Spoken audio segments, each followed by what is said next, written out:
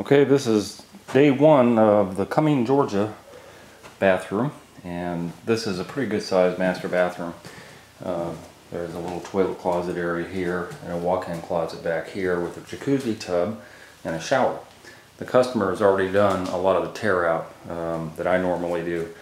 He took up all the tile, chiseled it up off of this board. I'm going to take this board up anyway because it's kind of like a sheetrock gypsum type material. And I'm going to put dirt rock down instead, so the board's going away. The vanity is going away. They're going to get a freestanding vanity that's almost as long, so that will be at the finish end.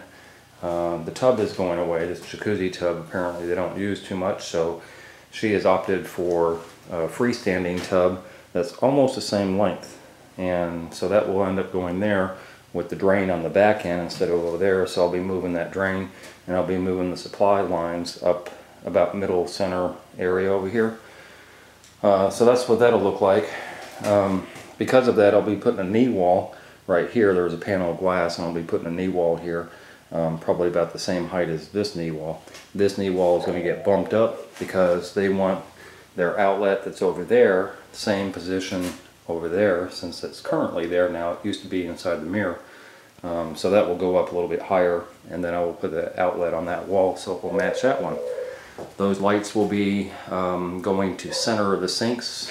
As soon as I figure out where those sinks are going to be, I will move those lights, or at least move the lighting boxes, so that even if they change out the lights, they can have something else. There'll be a hanging mirror there eventually, I guess, or two of them. The shower, as I said, they kind of did some of the tear out, so I don't really have a good feel on how this lasted. I think this is probably about 15, 16, 17-year-old shower, but it is ceramic tile with non-sanded grout, so without a doubt they had a lot of saturation of water in this pan at one time. It didn't appear to do any damage. There's not a lot of damage to the tile with the grout lines and stuff, but because of the grout lines being non-sanded grout on the shower floor, which is never a good idea. Of course, it never gets sealed either. It's builder's grade. So this shower had a lot of issues. At some point before they did the tear out, you can see where the water soaked up on the board that was embedded into the pan. Anyway, there'll be a new shower fixture as usual. There'll be a niche on this back wall here, and this is the tile I'm going to be using. This is a nice travertine, or porcelain tile that's going to be staggered, 12 by 24 piece of tile, so it will go horizontally like that and staggered. This tile will be the shower floor tile. This is also a porcelain. It's a 2 by 2 that will go on the shower floor. This will be the border. I think we're using 5 of these as a border, so that will go about eye level or about niche level, somewhere around that area as a border. And I have a guy that manufactures bullnose, so I took a case of this tile over to him today, and he'll have it in a couple of days. But he'll cut 3-inch pieces out of here and do a nice finished bullnose on these pieces, which I will use to cap off on these knee walls, and I'll also use that bullnose around the niche. They're not doing bullnose around the top of here. I think the tile is going to go up to about that frame there of the window. So I'm going to use transition strip from that point all the way and then going down. The transition strip will look nice anyway. This will be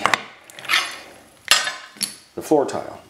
This is like a wood type look, and it is porcelain, and I have used it pretty frequently lately. So that will be staggered the way that a wood floor would be staggered, going this direction in the whole bathroom floor. A little bit of a contrast between that color and these colors over here, but that's okay because we're pretending that it's a wood floor, and therefore it doesn't matter. So that's about it. That wood flooring will go inside this toilet closet area as well. I'll be putting the old toilet back. And the wood flooring tile will also encompass this whole area before the tub is set on top of it. And of course, this tile here will go on the inside of the floor, and with all this other gray tile surrounding around it. And that's basically it. That's what I'll be doing. So I've already kind of envisioned the whole thing. I think it's going to look very sharp, and this is day one, so as I always do, there's a tear out that has to be done. The tub and the vanity and the flooring is going, and then I got to take out that pan. So I'm going to get started on this, and if there are any issues, as usual, I will come back. Okay, this bathroom and coming is taken care of. This has been probably 10 days. I actually was doing another job at the same time, which I rarely do. So the entire time I was here was longer than that, but it's about a 10-day job. Anyway, this is porcelain tile on the floor. It looks like wood, but it's not. And I got a good grout match, so that really looks nice. I like it a lot. And I carried it into the toilet closet area. So the toilet's not in, it's just sitting there. The customer is going to do some painting and put some beadboard against this wall and against the sink wall when the sink comes in. That's a special order thing. Anyway, when the beadboard goes up and the painting is done and the vanity arrives, then I will come back and plumb in the vanity. It's going to be a freestanding double-sided vanity. And I probably have to manipulate the plumbing a little bit in order to get the vanity in. That's it. So I got a new outlet. Lights got changed over. What else? I think that's about it. It was the floor and the shower that I came in here for. So this is a new shower, and it is porcelain also. It is staggered. As you can see, this is a 24, it's almost 24, it's 23 and something or another.